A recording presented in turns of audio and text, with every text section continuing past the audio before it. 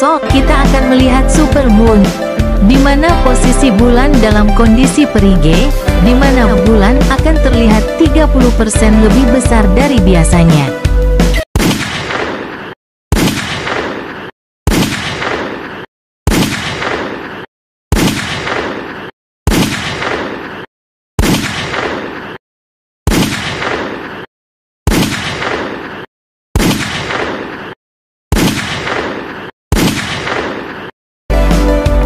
Dan cahaya bulan akan lebih terang dari biasanya dan jangan sampai ketinggalan momen ini.